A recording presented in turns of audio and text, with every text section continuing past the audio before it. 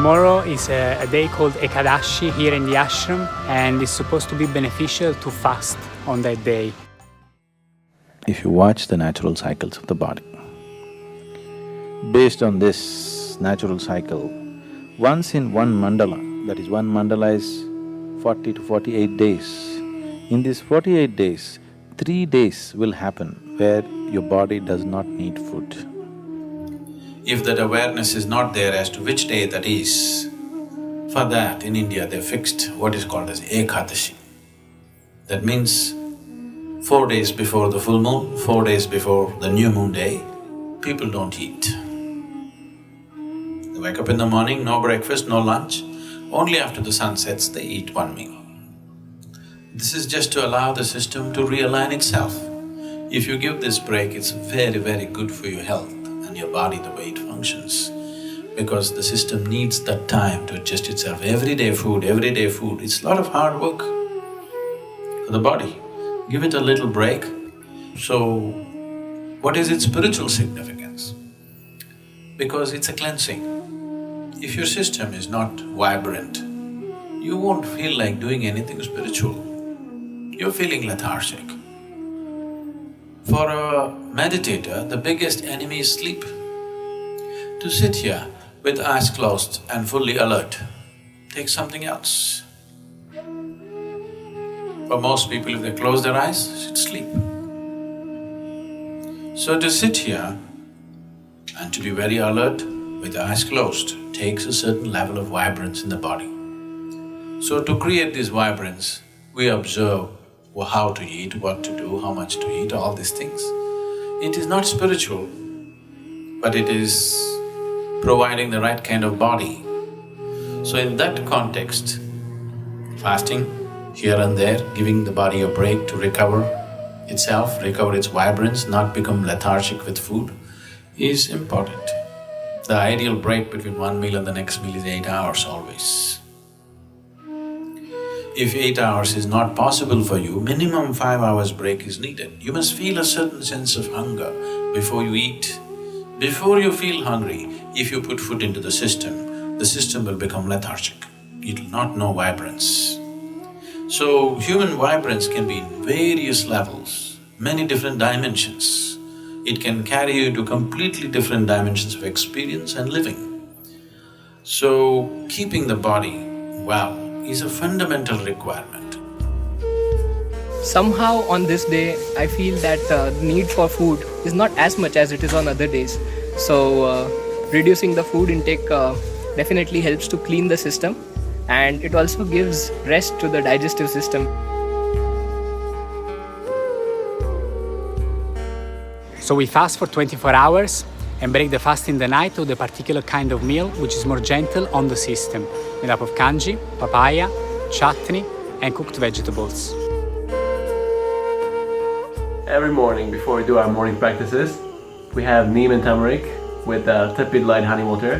Now Sadhguru says this has a lot of medicinal benefits and is very supportive for yogic sadhana.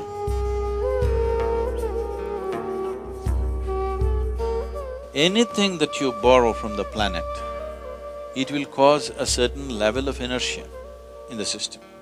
Now the important thing is that you're conscious of this and to keep the inertia levels at the minimum. Why always, whether your sadhana is working or not, is always gauged by how much you sleep and how alert you are, is because we're checking the inertia. How much inertia are you generating? If you're generating too much inertia, obviously you need to do something about it. So, the inertia levels will increase if the body does not allow a certain amount of energy to enter the cellular level. For it to enter the cellular level, neem and turmeric as a combination is a tremendous… it's like a dilator. You know what's a dilator? Now if your ophthalmologist wants to look into your eye, he looks into your eye, you don't show much, he puts a dilator. Your eye becomes like this, now he looks into your eye. So this is kind of a dilator for the energy. It dilates the body in such a way that it allows the energy to enter and fill up every crevice in the body. This is important. Otherwise, if you do lot of sadhana, neem and turmeric is not the only things, these are physical supports. Other sadhana itself is doing it. Neem and turmeric is a good support because it dilates the cellular structure in such a way that it is able to absorb. As you do your asanas, the body will simply crackle with a different kind of energy. So, consumption of neem and turmeric with a mildly laced honey water acts as a wonderful way of cleansing the system, dilating the system, that when you do sadhana, one thing, it brings flexibility to the muscles. Another thing is because the dilation brings flexibility to the muscle, and that flexibility, as a consequence, becomes a way that you slowly build the system into a more powerful possibility. So, taking care of the food and a few things is important as sadhana. Being disciplined with your food, what you take into the system is as important as doing the sadhana. The idea is, if you take this neem and turmeric combination early in the morning and drink something warm, it cleanses the stomach in a big way. If there are any minor infections in your stomach, it'll go away. And it also kills the cancerous cells in the body. When I say cancerous cells, it is not that you must be diagnosed as having cancer. All our bodies have cancerous cells. Only when this percentage of cancerous cells goes beyond a certain percentage, only then it becomes a disease. Otherwise, every one of our body has cancerous cells, and how many of them are there decides your health status in many ways.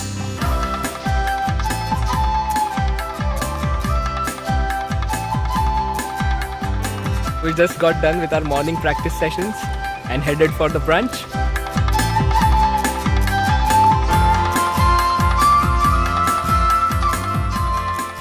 The way that we sit in the hall is we sit cross-legged and we eat with our hands. By eating with the hands, you really create that connection with your food before it even goes into your mouth. Another aspect of how we eat in the hall is we eat in silence. It really helps you be more conscious and aware. And why this is important is because I've become more aware of how my body is while I'm eating. In situations back at home or watching TV while eating, you put your hand into the bag of chips and all of a sudden there's no more chips left. But when you eat this way, consciously, you can better feel the sensations in your body and to know when to stop. Here at the ashram we have 2 meals a day. After introducing this diet, I've seen some changes in the way I do my practices. My sleep quota has gone down quite significantly. The sadghuru says there should be at least 8 hours gap between the first and second meal. I can definitely see that it has worked. So if you space out the food between one meal and the next meal, if there is 6 to 8 hours gap without eating anything else in between, most of your cancerous cells will die. Still, if some of them are tough and they don't go, that is why twice a month there is Ekadasi for you. Now, huge studies are being made and they are saying the same thing, that if you just fast for a period of time, fasting does not mean 8 days, 15 days and killing yourself. No, just you eat your evening meal today, the next meal is only tomorrow evening. If you give this much space, most of the cancerous cells get neutralized. Will all of them be gone? No. Some of them know how to lie low, but they will never be able to increase their numbers and gang up in one place to become an ailment. It's not just about the type of food and how many times we have food, but it's also about the healing and cooling properties of the food. It changes accordingly to the weather.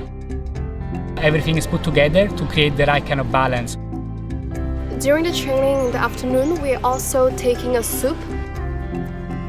In the afternoons, they will give you what is here locally called as kollu, and the English came here and named it as the horse gram. So horse gram soup they will give you in the afternoon. You drink horse gram soup, and horse gram is one among the lentils. It is the most protein-rich lentil found on the planet. It's very high-powered, so that's why race horses are fed with this gram, which is called as horse gram today. Now, this will increase heat in the body. From my experience of taking this during this training, I would say that I never get sick like fever, cold. I can better tell what my body needs. Sometimes I feel like eating more raw food. Depending on how much energy I've exerted, I'm able to tell better because I'm eating in this conscious manner. I've definitely never enjoyed eating food this much. It's definitely a different way of eating.